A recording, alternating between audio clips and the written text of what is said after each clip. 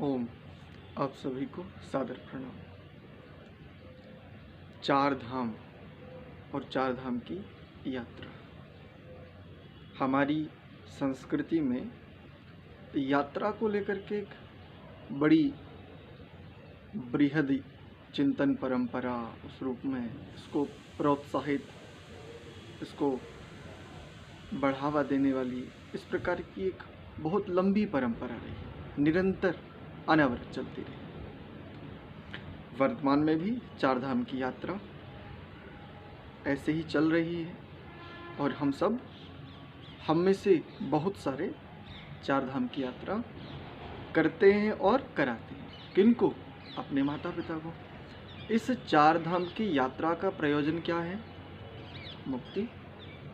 वस्तुतः जिन संदर्भों में आज ये मुक्ति और मुक्ति किससे होगी? चार धाम की यात्रा से। अर्थात जिस संतान ने अपने माता पिता को चारों धाम की यात्रा करा दी, उसके पश्चात क्या हो जाएगा?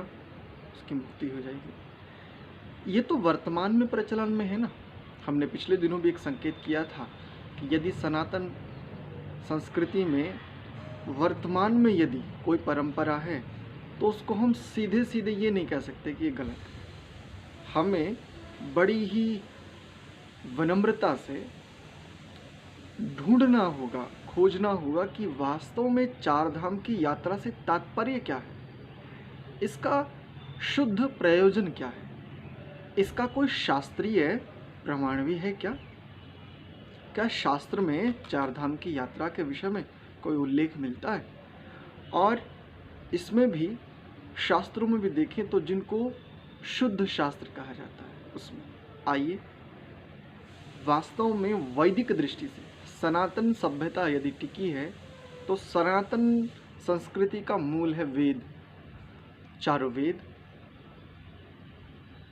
अब वेद को सुनकर के आपके मन में अवश्य ही एक कोई प्रश्न दौड़ा होगा। इसका अर्थ ये है कि कोई वेद मंत्र है जो चार धाम की यात्रा के विषय में हमें बताता है। उस पर भी आएंगे, वहाँ पर भी एक दृष्टि से देखेंगे कि वेद इस विषय में क्या कहता है। किंतु ये तो निर्विवाद सत्य है कि यदि सनातन संस्कृति के मूल को जानना है, यदि मूल ढूंढना है, तो निश्चित ही हमें वेदों की शरण में जाना पड़ेगा। निश्चित ही हमें चारों वेदों के समीप आना पड़ेगा, उनकी उपासना करनी पड़ेगी, उनसे पूछना पड़ेगा कि इस विषय में आप क्या कहते हैं। क्योंकि वर्तमान में जो भी परंपराएं हैं वो परंपराएं विकृत भी हैं, शुद्ध भी हैं, स्वस्थ भी हैं और मिश्रित भी, और कई तो अंध परंपराएं। तो आओ जानते हैं वास्तव में चार धाम की यात्रा क्या है। देखिए, एक मंत्र आता है, सानो बंधुर जनिता सविधाता, और इस मंत्र में जो इसकी द्वितीय पंक्ति है, इसमें आता है, अंतिम पंक्ति कह रहा हूँ, अंतिम पंक्ति का जो कुछ शब्दांश है, अर्धांश बोल रहा हूँ, धामन नद्यैरयंत, और इसका अर्थ करते हुए कहते हैं कि वह परमात्मा प्रत्येक नाम, स्थान और जन्मों को जानता है। यहाँ पर एक शब्द आया धाम, चार धाम है ना, तो इसमें शब्द आया धामन अध्यैरयंत। ऐसे हमें धाम शब्द तो यहाँ से मिल जाता है कि धाम शब्द से सीधा सीधा यदि लें तो स्थान। मुख्य रूप से मैंने ये जो वेद मंत्र कहा इसलिए कि धाम शब्द को जानना है, तो धाम शब्द का मुख्य अर्थ क्या है अगर यदि देखें तो धाम शब्द का तो अर्थ होता है स्थान।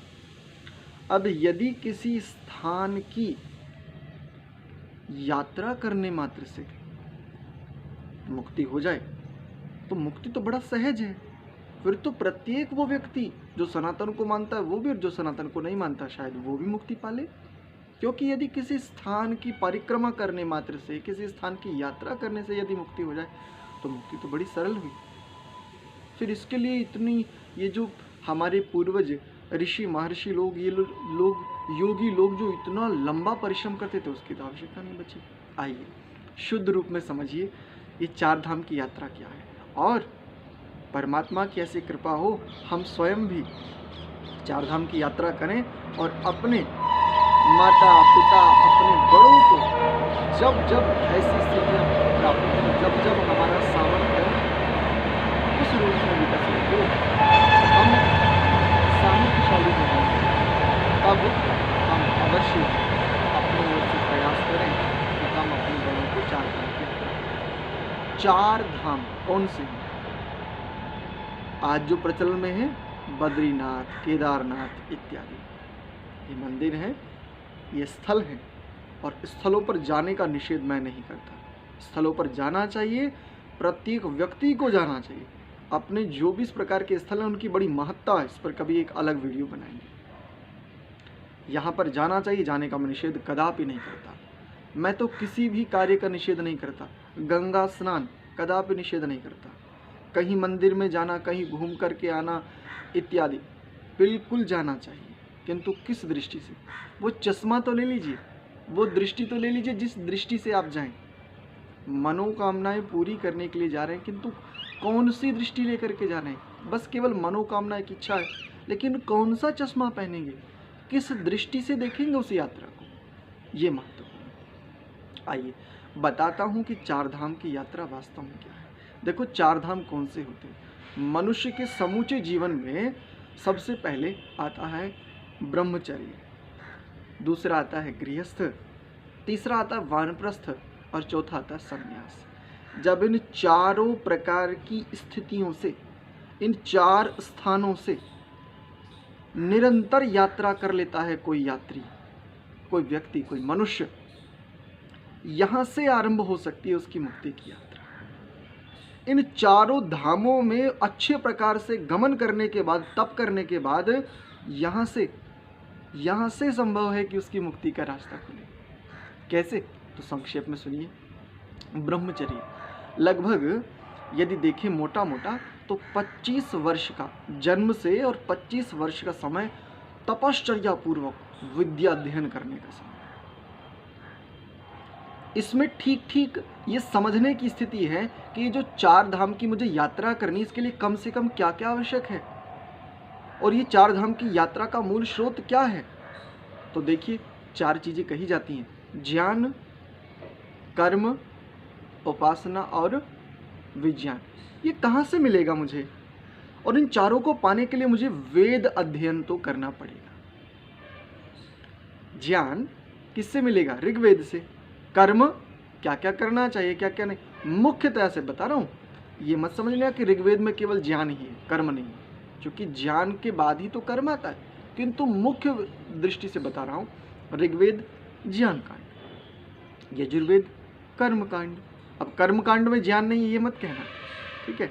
और सामवेद उपासना कांड, इस जीवन की सार्थकता, वास्तव में मुक्ति जिसको चाहते हैं तो वो किससे मिलेगी? उपासना से। और अथर्ववेद अर्थात विज्ञान कांड।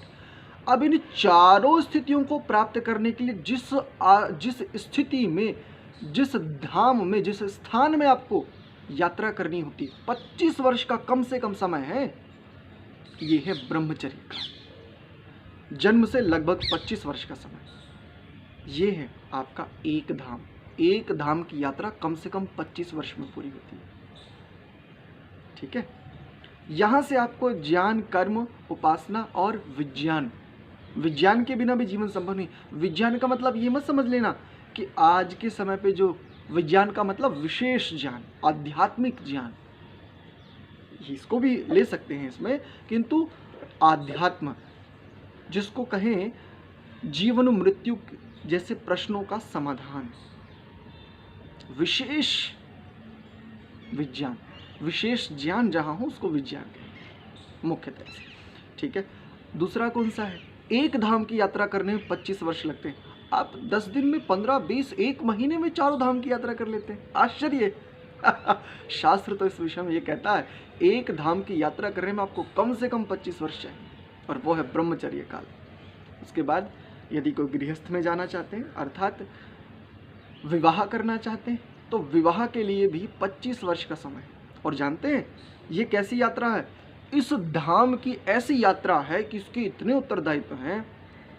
ब्रह्मचारी को, वानप्रस्थी को और सन्यासी को, तीनों को आश्रय, भोजन, चिकित्सा आदि ये गृहस्थी ही देता है। समाज का आधार है ये गृहस्थी, और न केवल ये देता है अपितु समाज को स्वयं के जीवन की इस गृहस्थ को सार्थक करने के लिए एक उत्तम संतान का निर्माण करता है, राष्ट्र को एक उत्तम संतान देता है।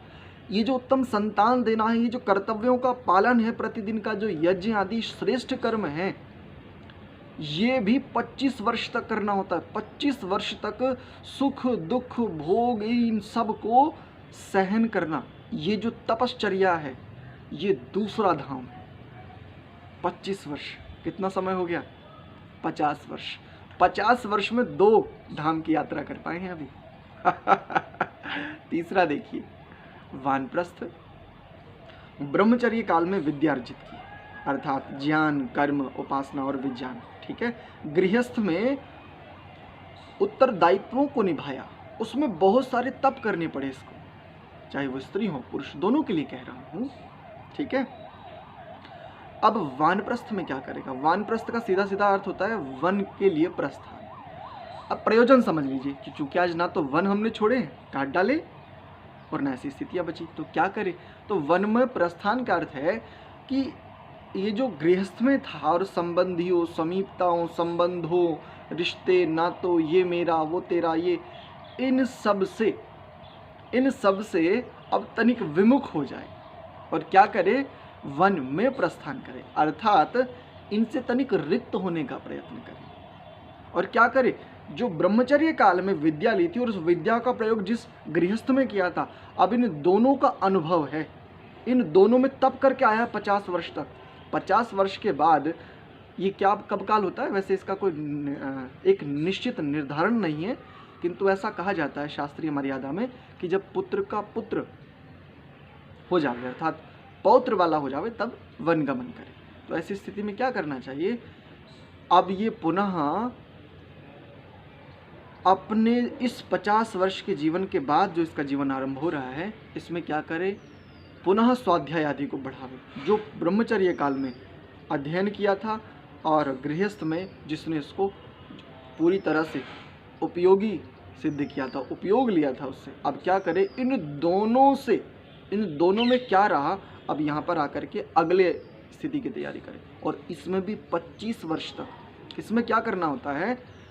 प्रायः समाज में समस्या इसलिए आती है कि पढ़ाने वाले कौन है? अध्यापक कौन है? 20-20 वर्ष के बालक, 25-25 वर्ष के बालक, 30-30 वर्ष के बालक। और उन पढ़ाने वालों की स्थितियां क्या हैं? यदि आप देखेंगे तो कहीं ना कहीं सत्य को जानकर के आप बड़े आश्चर्यचकित हो जाएंगे। कई बार तो शायद हो सकता है आपको अश्रद्धा भी हो जाए। हाँ, ये सत्य है, ये ठीक नहीं है, क्योंकि उसने एक स्थिति को प्राप्त नहीं किया है जहाँ से वो भटक सकता है। इसलिए पढ़ने और पढ़ाने का कार्य तो वानप्रस्थियों का है। यहाँ पर ये पढ़े पढ़ावे और अपनी विद्या को बढ़ावे। ये है 25 वर्ष का तीसरा धाम, 75 वर्ष। आगे चलते हैं। 3 धाम की यात्रा करने में इसको 75 वर्ष लगे। इन 75 वर्ष में आते आते इसने क्या किया? ब्रह्मचर्य काल में पढ़ा था गुरुजनों से, उसका उपयोग किया गृहस्थ में, और अब क्या किया? जो इसने अपने गुरुजनों से पढ़ा था और गृहस्थ का जो अनुभव है, इस सब का, देखो जानकारी और अनुभव दोनों पृथक होते हैं। अनुभव को बड़ा माना जाता है, जानकारी को नहीं। नॉलेज को कोई बहुत बड़ा नहीं मानते, लेकिन अनुभव को सभी लोग प्रणाम करते हैं, चाहे आज हो चाहे कल। तो 75 वर्ष तक ये, यानी 50 वर्ष से लेकर 75 वर्ष तक क्या करे? पढ़े और पढ़ावे, सांसारिक स्थितियों से तनिक अपने आप को पृथक कर लेंगे। ठीक है, ये है तीसरा धाम। चौथा धाम क्या है? अब इसने 3 स्थितियां भोग ली हैं। 3 स्थितियों में यह अच्छे प्रकार से तप कर चुका, ब्रह्मचर्य काल, गृहस्थ और वानप्रस्थ। चौथा आता संन्यास। अब ये पूरे इन धाम, ये जो धाम में यात्रा कराता है, इस यात्रा को सफल करने का समय आता है। कहते हैं ना कि अब मुझे टारगेट को अचीव करना है, तो अब समूचे टारगेट को अचीव करने की यात्रा आरंभ करना चाहता है ये। और क्या कहते हैं? संन्यास का मतलब क्या होता है? संन्यास का मतलब ये नहीं होता मैं लाल वस्त्र पहन, केवल लाल वस्त्र पहन लो और बस हो गए सन्यासी ना। वस्तुतः 3 प्रकार की ऐषणाओं से पूर्ण मुक्ति, अपने आप को प्रतिज्ञाबद्ध करना, ये है संन्यास। कौन कौन सी? पुत्रैषणा, लोकैषणा और वित्तैषणा। चौथे धाम की यात्रा के लिए इन 3 प्रकार की ऐषणाओं से मुक्ति, ये है संन्यास। अब यदि ये स्थिति कोई गृहस्थ में कर ले तो वो भी गृहस्थी सन्यासी है, देखो वो उच्च आदर्श है। यदि ये स्थिति कोई वानप्रस्थ में प्राप्त कर ले वो बड़ा आदरणीय है, और यदि ये स्थिति कोई ब्रह्मचर्य काल में ही अर्जित कर ले तो वो भी बड़ा आदरणीय है। तो चौथा जो धाम है वो है संन्यास। यहाँ पर आकर के उसका मुख्य ध्येय हो जाता है केवल जीवन की सार्थकता। यहाँ से सिद्ध हो सकती है उसकी मुक्ति, संपूर्ण रिक्तता। मुक्ति अर्थात संपूर्ण रिक्तता, चित्त, संस्कार, संस्कारों का जो भी दग्ध बीज वो सब का सब। मोक्ष अर्थात निःश्रेयस अर्थात मुक्ति। किससे? किससे? प्रायः ऐसी एक व्याख्या की जाती है, परमात्मा की प्राप्ति। परमात्मा तो प्राप्त है ही, परमात्मा तो प्राप्ति ही है। अब जो प्राप्त है उसकी कैसी प्राप्ति? तो वस्तुतः क्या होता है, परमात्मा की जब प्राप्ति है तो फिर ये झमेला क्यों है? तो चूंकि बहुत सारा कुछ भरा हुआ है हमारे साथ, जैसे आत्मा के साथ चित्त, और चित्त में देखो कितने प्रकार के संस्कार। तो जो भी कुछ संस्कार वृत्तियां, इन संस्कारों से, इन वृत्तियों से संपूर्ण रिक्तता, बिल्कुल रिक्त, ये है मोक्ष, ये है मुक्ति। 4 धाम की यात्रा करने में 100 वर्ष का समय लगा, आप केवल 15 दिन में 4 धाम की यात्रा करा रहे हैं। शास्त्रीय मर्यादा तो 4 धाम को इस रूप में लेती है। और देखिए इन 4 धामों को ठीक ठीक चलाने के लिए क्या क्या चाहिए, तो देखो कौन कौन चाहिए। कम से कम इन 4 धामों को चलाने के लिए कम से कम क्या चाहिए? और तो देखो 4 धाम को इसको ऐसे भी ऋषियों ने विभाजित किया, धर्म, अर्थ, काम और मोक्ष। यदि ब्रह्मचर्य आदि को उस रूप में आप नहीं समझ पाए तो पहला धर्म, दूसरा अर्थ, धर्मस्य मूलम अर्थः, तीसरा काम, तेन त्यक्तेन भुञ्जीथा, और चौथा मोक्ष, मुक्ति, निःश्रेयस, अपवर्ग, संपूर्ण रिक्तता। ये हैं 4 धाम। अच्छा, इनको व्यवस्थित संचालित करने के लिए क्या क्या चाहिए, तो देखो, और देखो इन 4 धामों की प्राप्ति के लिए हमें कौन कौन चाहिए? ब्राह्मण अर्थात विद्वान। देखो नासा में बैठ करके जो आज रिसर्च कर रहा है ना, वो ब्राह्मण है। ब्राह्मण को ये मत समझो कि जिसने एक लंबी सी शिखा रख रखी है, गले में यज्ञोपवीत है और जो पूजा पाठ कराता है, ना ना, ब्राह्मण का मतलब होता है विद्वान। तो ब्राह्मण, क्षत्रिय। यदि आप इन धामों में यात्रा करोगे तो रक्षा के लिए तो कोई ना कोई चाहिए ना, मिलिट्री तो चाहिए ना, सेना तो चाहिए, रक्षक तो चाहिए ना, गार्ड तो चाहिए ना। तो ब्राह्मण अर्थात विद्वान, क्षत्रिय अर्थात सिक्योरिटी, वैश्य, अब सारे काम तो स्वयं नहीं कर पाओगे ना, पशुपालन, भोजन, चिकित्सा इत्यादि इन सब के लिए तो कोई चाहिए ना, तो वैश्य, और सेवक भी चाहिए, है ना। चौथा शूद्र। ये 4 आवश्यक अंग हैं, अभिन्न अंग हैं। शूद्र का मतलब निकृष्ट नहीं होता, ये ध्यान रखिए।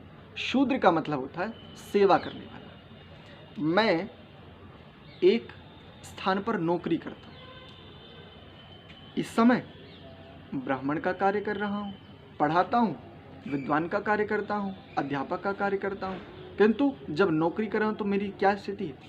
शूद्र हूँ मैं। हाँ, मैं सेवा दे रहा हूँ तो सेवा देने वाला शूद्र होता है, इसमें कोई संदेह ही नहीं है। ठीक है, तो ये 4 घटक भी आवश्यक है। ब्राह्मण, विद्वान, ब्राह्मण बोले तो विद्वान, क्षत्रिय बोले तो सिक्योरिटी, रक्षक, वैश्य अर्थात व्यवस्था देने वाला, व्यवस्थापक, पशुपालन, अन्न उगाना, ये सारी की सारी जो व्यवस्थाएं हैं, और अंतिम देखें तो शूद्र, सेवक। भाई सारा का सारा कार्य तो वैश्य नहीं कर सकता ना। वैश्य को यदि पशुपालन करना तो उसको सेवक तो चाहिए ना, उसको यदि कृषि करनी तो सेवक तो चाहिए ना, यदि उसको व्यापार करना है तो सेवक तो चाहिए ना। भाई ये जो कंपनियां होती है, कंपनियों में क्या होते हैं? एम्प्लॉयज़ होते हैं ना। तो एम्प्लॉय क्या है? एम्प्लॉय का मतलब क्या समझते हो? ब्राह्मण? अरे एम्प्लॉय शूद्र ही तो हैं, इसके सेवक ही तो हैं। लेकिन एम्प्लॉय क्या करके हमें लगता है अरे ये तो बहुत बड़े उच्च दिव्य ब्राह्मण है, किंतु वो शूद्र ही है। सेवा करने वाला, सेवा देने वाला शूद्र, अर्थात सेवक, सेवक ही हुए ना, तो ये शूद्र। चार धाम की यात्रा कम से कम इस प्रकार से सिद्ध हो सकती है। आओ परमात्मा से प्रार्थना करें, उनकी कृपा से हम वास्तव में चार धाम की यात्रा को इस रूप में, वैदिक स्वरूप चार धाम की यात्रा कहिए, इस रूप में कर सकें और इस जीवन को सार्थक कर सकें। ऐसा प्रयत्न करें, अपने बड़ों को और जो भी चार धाम की यात्रा करना चाहते हैं उनको कराइए। इसमें एक संदेश दे देता हूँ कि जिनका इस रूप में ब्रह्मचर्य काल में जिन्होंने विद्या नहीं ली, गृहस्थ में उन्होंने उत्तम संतान नहीं दे पाई, वानप्रस्थी वो हो नहीं पाए, संन्यास की उनकी स्थिति नहीं, तो वो क्या करें? ऐसा भी तो आएगा ना, तो वो क्या करें? तो देखिए उनके लिए एक समाधान, उनके लिए समाधान ये है, आज ही से आरंभ करो, अभी से आरंभ करो, आज ही से नहीं, अभी से, अभी से। चूंकि व्यक्ति, एक बात कहते हैं शास्त्र कि अंधकार कब तक है? बोले जब तक दीपक का प्रकाश, जब तक दीपक ना जलाया जाए। तो जलाइए दीपक अपनी चार धाम की यात्रा का, आज ही से और अभी से। ये कोई बहुत महत्वपूर्ण नहीं है कि आपकी आयु कितनी है और आपका शरीर का सामर्थ्य कितना घट गया। बस आप ये समझिए, आप स्वयं एक चेतना है, एक आत्मा है। मैं एक चेतना हूँ, मैं एक आत्मा हूँ। मेरा सामर्थ्य कितना है? शरीर की, इस देह की सामर्थ्य कम हो सकती है, निस्संदेह मैं मानता हूँ, किंतु चेतना की तो सामर्थ्य परमात्मा ने पर्याप्त मात्रा में दे रखी है। आज ही से आरंभ कीजिए और यहीं से चलिए और एक दृढ़ प्रतिज्ञ होकर के चलिए। परमात्मा की व्यवस्था में किसी के साथ अन्याय कदापि नहीं हो सकता। मनुष्य मनुष्य के साथ प्रायः अन्याय कर सकता है, परमात्मा कदापि नहीं। तो चार धाम की यात्रा का वैदिक स्वरूप तो ये है। इसके चार स्तंभ हैं, धर्म, अर्थ, काम और मोक्ष। इनको दूसरे शब्दों में ले लीजिए तो ब्रह्मचर्य, गृहस्थ, वानप्रस्थ और संन्यास। ठीक है, और ये चारों वेद सम्मत है, चारों के चारों।